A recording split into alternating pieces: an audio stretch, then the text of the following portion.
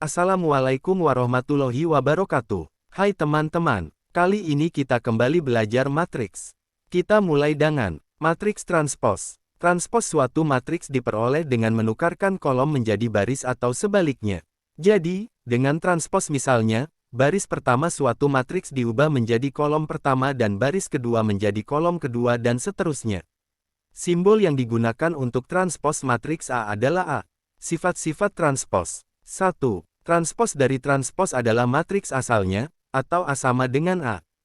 Contohnya. Sifat-sifat transpos. 2. Transpos suatu jumlah merupakan jumlah dari suatu transpos, jadi A plus B sama dengan A plus B. Contohnya.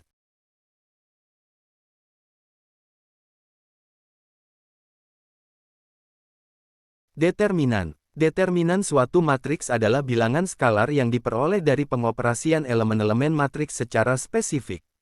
Simbol yang digunakan untuk menunjukkan determinan dari suatu matriks adalah, misalnya matriks A maka determinannya ditulis A. Determinan hanya dapat dihitung dari matriks bujur sangkar. Metode untuk memperoleh determinan suatu matriks adalah sebagai berikut. Misalkan kita mempunyai suatu matriks dengan dimensi 22. Contohnya.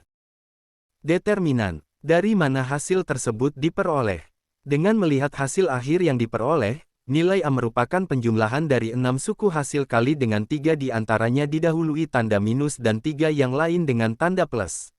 Hasil semacam itu sulit memang untuk dipikirkan jika kita hanya melihat hasil akhirnya saja. Dalam modul ini dijelaskan dua cara untuk menghitung determinan tingkat 3, yaitu metode shortcut dan metode uraian Laplace. Metode shortcut.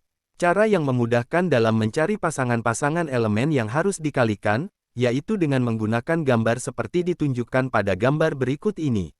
Uraian LAPLACE. Sebagai awal dari uraian, marilah kita bahas pengertian Laplace dari suatu determinan tingkat 3. Perhatikan determinan berikut. Determinan A di atas dapat dipandang sebagai jumlah dari 3 suku yang masing-masing suku merupakan hasil perkalian antara elemen baris pertama dengan suatu determinan tingkat 2. Proses penguraian dari A inilah yang melukiskan penguraian Laplace dari suatu determinan. Determinan tingkat 2 yang disebutkan di atas tidak ditetapkan secara sembarang tetapi ditetapkan dengan menggunakan kaidah tertentu. Determinan tingkat 2 yang pertama. Uraian LAPLACE. Konsep lain yang mempunyai hubungan erat dengan minor adalah kofaktor. Kofaktor ditulis dengan C garis bawah I dan didefinisikan sebagai minor dengan disertai tanda aljabar tertentu, mungkin minus atau plus. Aturan pemberian tanda adalah sebagai berikut. Jika jumlah indeks I dan J pada MI genap, maka tanda pada kofaktor sama dengan tanda minor.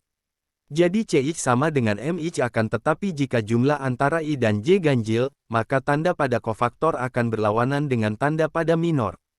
Jadi CI 0 sama dengan MI 0. Penentuan tanda pada kofaktor dapat dirumuskan menjadi sifat-sifat determinan. Ada 8 sifat dari determinan. Sifat 1, nilai suatu determinan tidak akan berubah bila barisnya diganti dengan kolom atau sebaliknya kolom diganti baris. Padahal kita sudah mempelajari bahwa matriks yang ditukar barisnya dengan kolom atau sebaliknya merupakan transpos dari matriks tersebut. Jadi sifat kel ini dapat dikatakan pula bahwa determinan dari suatu matriks A mempunyai nilai yang sama dengan determinan dari transposnya A, atau AA. Contohnya, sifat 2, jika dalam suatu baris, kolom, dari matriks semua elemen nilainya 0, maka nilai determinan itu juga sama dengan 0. Contohnya, sifat 3, jika setiap elemen pada suatu baris, kolom, dari suatu determinan dikalikan dengan bilangan skalar K, maka nilai determinan akan menjadi K kali nilai determinan semula. Contohnya, sifat 4, bila dua buah baris atau kolom dari suatu determinan ditukar tempatnya, maka tanda determinan akan berubah. Akan tetapi, nilai mutlaknya tetap sama. Contohnya, sifat 5, jika pada suatu determinan, elemen-elemen dua baris atau dua kolomnya sama, maka nilai determinannya sama dengan 0. Contohnya, sifat 6, Suatu determinan nilainya tidak akan berubah bila elemen-elemen pada suatu baris atau kolom dikalikan dengan suatu bilangan konstan kemudian ditambahkan atau dikurangkan pada elemen-elemen dalam baris atau kolom yang lain.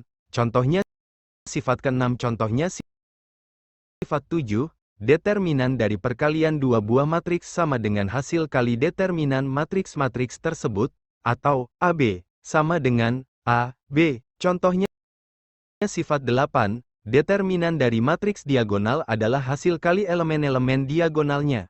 Contohnya, sekian dari saya ya teman-teman. Assalamualaikum warahmatullahi wabarakatuh.